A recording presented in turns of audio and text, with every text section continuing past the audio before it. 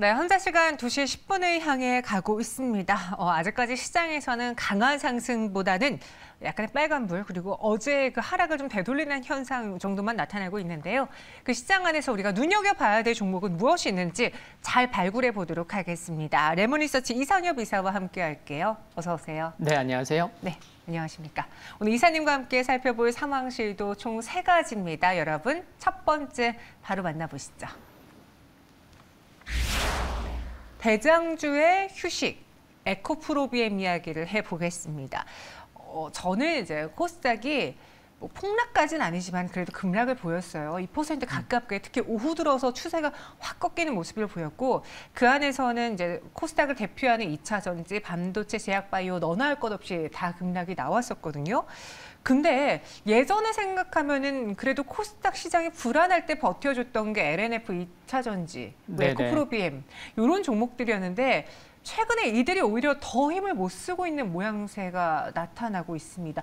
무엇 때문일까요? 네, 좀 안타깝죠. 이제 시가총액 이제 상위 종목이기 때문에 이들 맞아요. 종목이 참 중요할 때 중요한 역할을 해줬었는데, 차라리 수급부터 좀 말씀을 드리면 될 것 같은데요. 이렇게 최근에 이슈들이 보통 이제 수급에 녹아들어서 수급이 많은 것들을 좀 반영한다. 그런 말씀도 드릴 수가 있는데, 에코프로비엠의 최근 고점이 지난 8월 4일이었습니다. 약 한 달 전이었는데, 이때부터 좀 수급을 살펴봤죠. 그러니까 8월 고점을 찍은 날부터 8월 4일부터 어제까지 기관의 매도가 1,325억 원, 또 외국인의 매도가 365억 원 매도가 있었습니다. 이제 개인만 좀 이렇게 받치는 모습이었다는 거고요. 그래서 최근에 또 이게 공매도로 또 이슈가 되는 종목들이기 때문에 공매도도 확인해 보면 8월 4일부터 고점 찍은 그날부터 좀 이렇게 기간으로 좀 확인해 볼 수 있잖아요. 살펴보니까 무려 금액이 3,200억. 그러니까 이제 보통 공매도가 높은 기업들 이름만 들어도 알잖아요. 뭐 박셀바이오라든가 뭐 시젠도 공매도가 좀 높은 편인데 이들 기업은 공매도 잔고가 이제 그 기간 설정했을 때 1,000억 원인데 에코프로비엠이 거의 3배가 많을 정도로 지금 공매도도 많은 상황이구나라는 걸 알 수가 있는 거고 그러면은 에코프로비엠만 그런 건가 싶어서 LNF도 8월 4일부터 공매도를 확인하니까 금액이 2,200억입니다.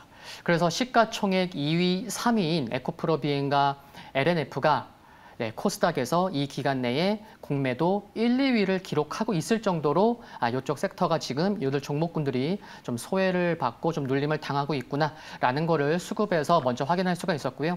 그리고 리튬 가격 상승 이슈도 좀 투심이 조금 제한될 수 있는, 뭐 만일하기보다는 좀 제한될 수 있는 그런 요인도 되는 것 같습니다. 뭐 국내는 이제 NCM 배터리 많이 쓰긴 한데 여기에도 이제 리튬이 이제 쓰이기 때문에 이제 향후에 그러면은 뭐 가격 정가를 잘 못할 경우에는 좀 수익성에서도 조금 약해지는 거 아니야? 이런 것도 좀 미리 벌써부터 좀 걱정할 수 있는 부분이 좀 시장에서 반영되고 있는 게 아닌가 싶고요.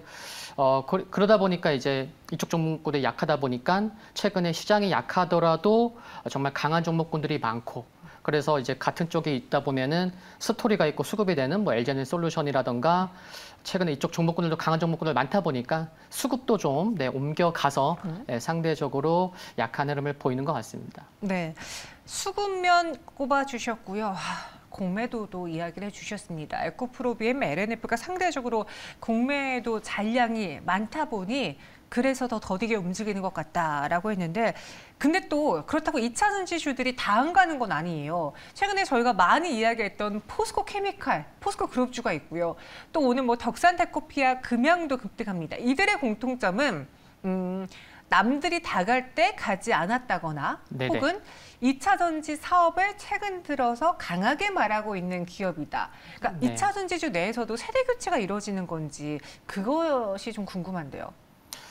네, 그러니까 아니야. 시장은 그래서 조금 이제 새로운 것에 좀 선호하는 그런 것에 좀 더 반응하는 게 아닌가 그런 생각이 들고요. 근데 원래 사실 물려도 대감집에 막 그런 이야기 있잖아요. 네, 그래서 나는 물려도 LNF, 에코프로비엠이야 무조건 얘네들 살래라고 했던 분들은 오히려 지금은 마이너스라던가 수익을 못 보고 계시고 새로운 아이를 발굴한 아이들은 막 수익이 나고 있고 이런 상황이라서요. 네, 근데 이제 에코프로비엠과 LNF도 워낙 회사가 다 아시잖아요, 그렇죠? 회사가 그쵸? 너무 좋고 네. 그러니까 결국에 진짜 뭐 누가 이기나 한번 끝까지 한번 인내해보시는 분들은 또 수익을 날 텐데 이제 워낙 이제 많이 오른 상황에서 좀 변동성이 크다 보니까 좀 이렇게 좀 바꿔 타야 되나 그런 고민은 할 수 있는 것 같은데요.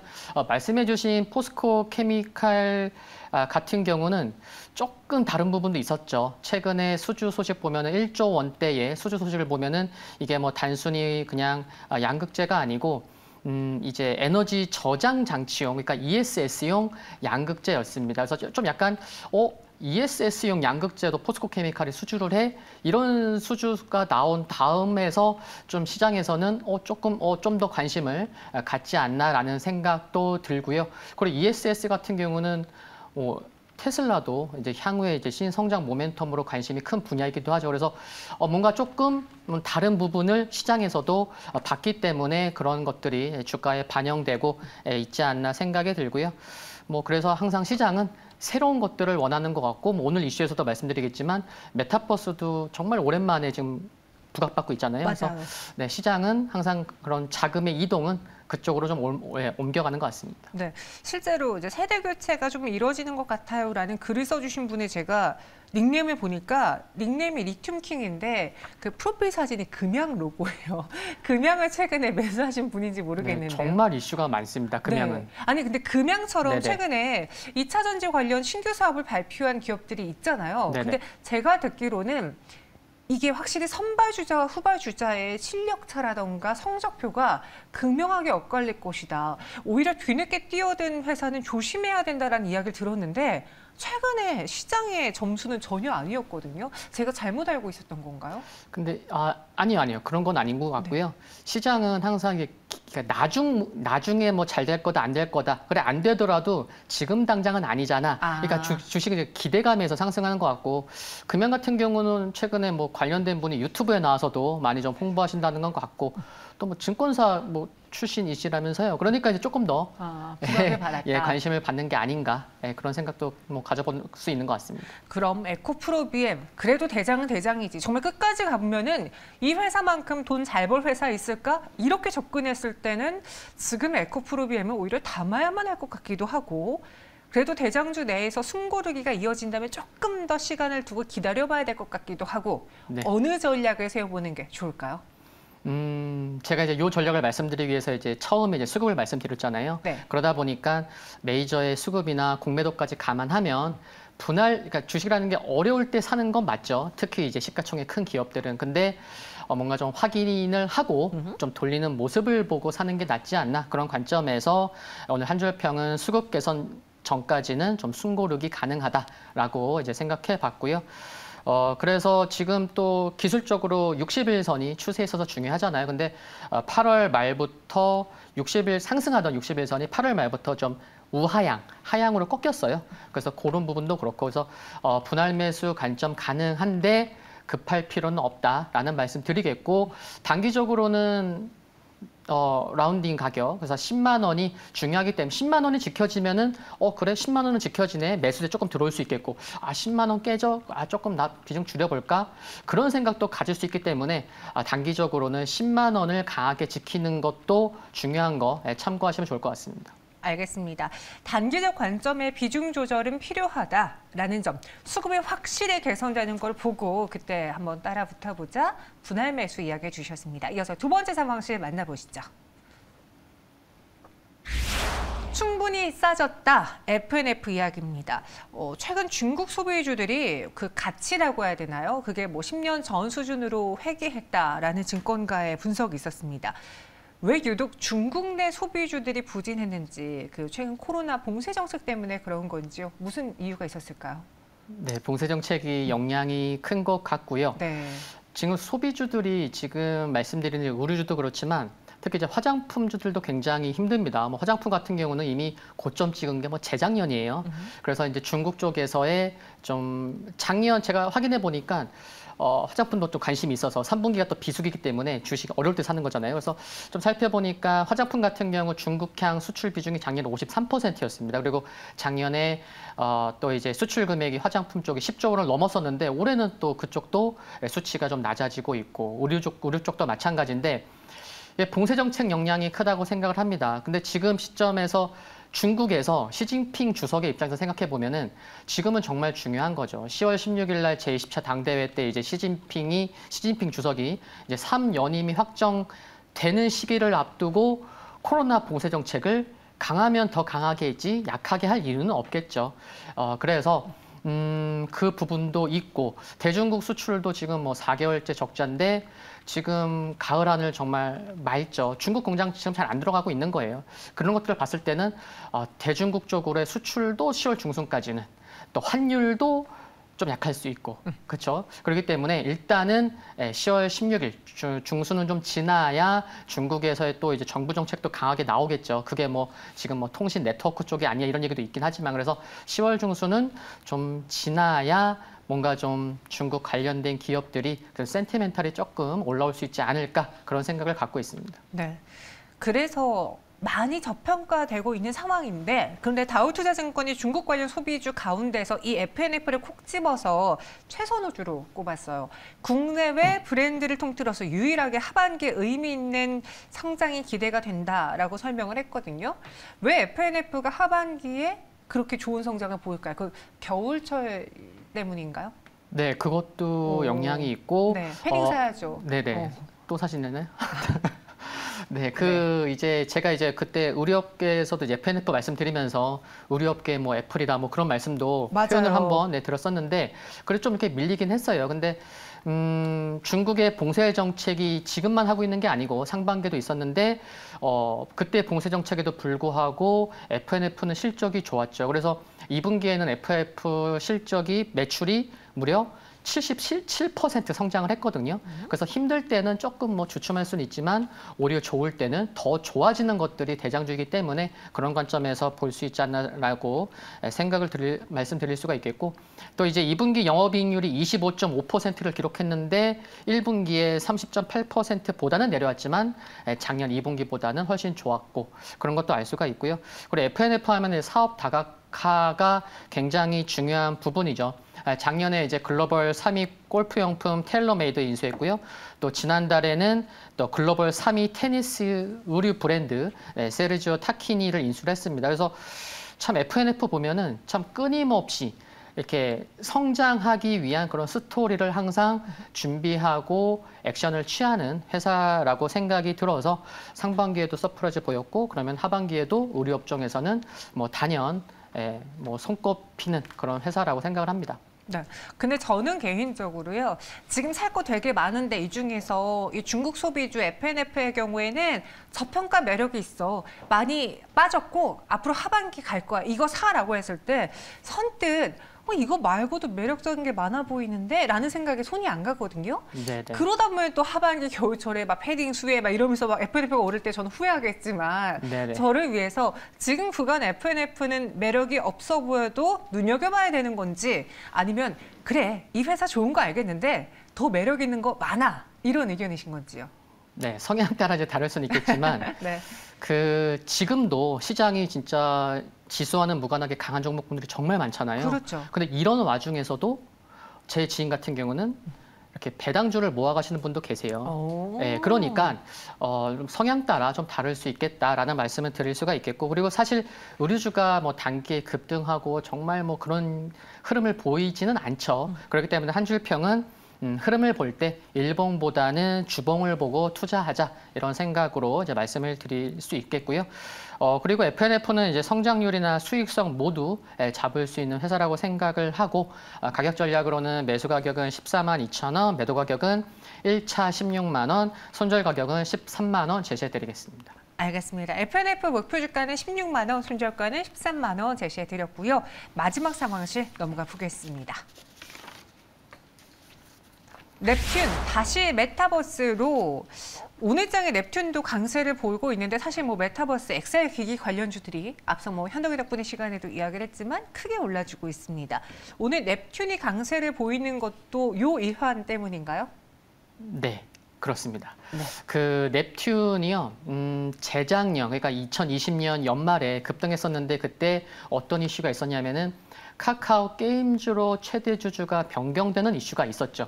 그래서 그때 이후로 넵튠이 좀 주가 흐름이 지지부진했지만 그때부터 좀 관심을 그래도 뭐 가끔씩이라도 관심을 가지셨던 분들은 아시겠지만 넵튠이 이제 메타버스로 좀 승부를 보려는 것 아니냐?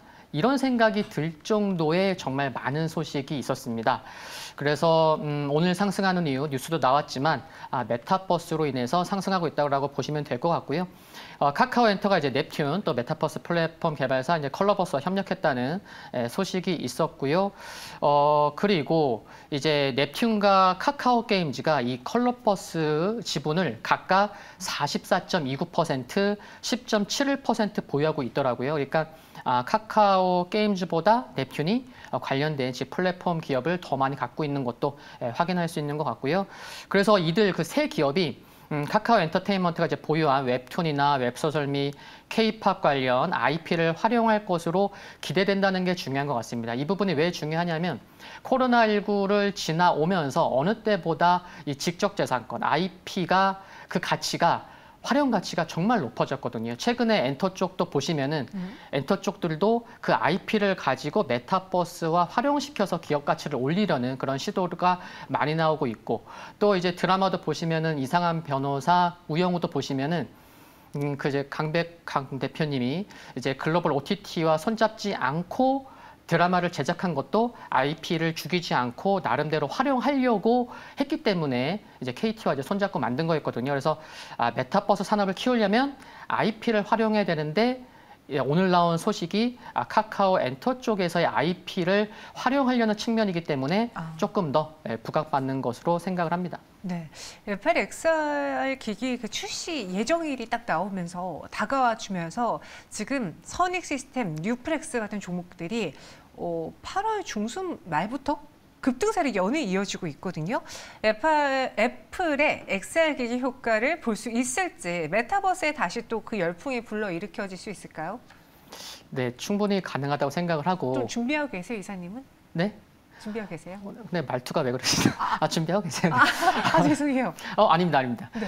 정말 이제 관심이 많죠. 그래서 지난주에도 스마트폰 이슈를 다룰 때도 제가 이제 뉴플렉스를 말씀을 드리면서 XR 기기 모멘텀을 가지고 있는 뉴플렉스 이렇게 짧은 코멘트도 드렸었고 그때 이제 관심주로 덕산 네오룩스를 뽑았지만 덕산 네오룩스도 이게 XR 기기와 관련된 그 디스플레이에 해당되기 때문에 그런 것도 감안해서 지난주에 소개를 드렸던 부분이었거든요. 그래서 또 한 가지는 또 증권사에서 XR 기기 관련된 리포트가 많이 나오고 있습니다. 일주일 전에도 뭐 이미 막 98장의 리포트가 나오기도 했었고 그래서 시장에서 정말 관심이 크다는 거고 일정이 원래 4분기에 애플에서 출시하려고 했지만 그게 뒤로 미뤄져서 내년 1분기였거든요. 근데 또 10월 달에 또 중요한 일정이 있습니다. 메타 플랫폼스에서 이제 메타캐스트 프로 출시를 하는데 저커버그가 또 이렇게 인터뷰를 보면은 좀 기대를 많이 갖게 하는 것 같더라고요. 그래서 10월 달에 일정도 있고 또 XR 기기 출하량도 제가 확인해 보니까 작년에 1,100만 대여서 1,100만 대에서 2025년에는 무려 1억 500만 대로 굉장히 크게 증가할 것으로 전망되는 것을 봤을 때는 네. XR 기기는 이제부터 시장에서 좀 많은 관심을 가질 거라고 생각이 들고 계속해서 이슈가 될 거고요. 그리고 삼성전자도 XR 기기 준비하고 있다고 했거든요. 네. 그래서 정말 갑자기 또 삼성전자 관련된 뉴스가 나오면은 네, 관련된 또 기업들 뭐 갑자기 급등할 수도 있지 않나 생각이 듭니다. 네, 아니 제가 뭐 약간 장난스럽게 여쭤본 이유가 뭐냐면요. 네네. 사실 오늘 너무 이상엽 이사님에게 개인적인 질문을 너무 짓궂게 여쭤봤나. 왜냐면 이게 그렇잖아요. 투자 성향에 따라서 이게 답이 될 수도 있고 저게 답이 될 수도 있는데 이상엽 이사님은 지금 어떻게 하고 있는지 무엇을 선택할 것인지 너무 궁금해서 제가. 저는 뭐 이것저것 다 이렇게 다 하고 있습니다. 그래서 메타버스 관련주도 혹시 지금 모아가고 계신지 그게 궁금했는데 이걸 여쭤보는 게 실례인가 싶어서 조심스럽게 물어본다는 게 좀 짓궂게 질문 드렸나 봅니다. 내일도 기대하겠습니다. 알겠습니다. 그럼 이 메타버스 관련주 저희가 방송에서 많이 이야기를 해서 투자자분들이 주목을 하는 건지 아니면 이분들이 주목을 해서 저희가 자연스럽게 방송에서 많이 거론하는 건지 잘 모르겠습니다. 넵튠에 대한 이사님만의 투자 의견 그리고 메타버스 내에서 지금 정말 종목을 눈여겨봐야 될지 그 점까지도 전해주시죠. 네. 관심이 상당히 많이 필요한 것 같습니다. 왜냐하면 이렇게 시장에서 대장주가 지금 나오고 있잖아요. 네. 선익과 뉴프렉스. 근데 시장 상황치고 생각보다 강하지 않나? 생각보다 강한데 이렇게 생각하시는 분들도 계실 거고, 야, 이렇게 계속 기관의 수급이 들어와 이 정도로 대장주가 이런 모습을 보여라고 생각이 들 정도면 시장에서 뭐 다른 거를 몰라도 이 두 종만 보더라도 이게 계속 좀 순환매가 될 정도로 시장에서 관심이 좀 클 수 있겠구나라는 거를 좀 확인할 수 있는 것 같고요. 그리고 또 10월 초에 국내에서도 메타버스 또 컨퍼런스까지 있습니다. 네, 또 그러면은 10월 초에 국내 컨퍼런스, 메타버스 컨퍼런스 있죠. 10월 달에 또 메타 플랫폼스에서 또 기기 나오죠. 네, 계속해서 관련된 기업들 많을 수 있다는 거 말씀드리겠고요. 그래서 넵튠, 그래서 한 줄 평 말씀드리면은 버스, 메타버스에 좀 타보셔야죠. 이렇게 한 줄 평을 생각해 봤고요. 매수 가격은 13,200원이고요. 매도 가격은 15,500원, 그리고 손절 가격은 12,500원 제시해 드리는데 네. 넵튠이 메타버스로 좀 승부를 보려는 것 같습니다. 근데 실적을 보시면 영업이익은 매년 적자입니다. 그 부분은 또 아셨으면 좋겠다라는 말씀 드릴 수가 있겠고요.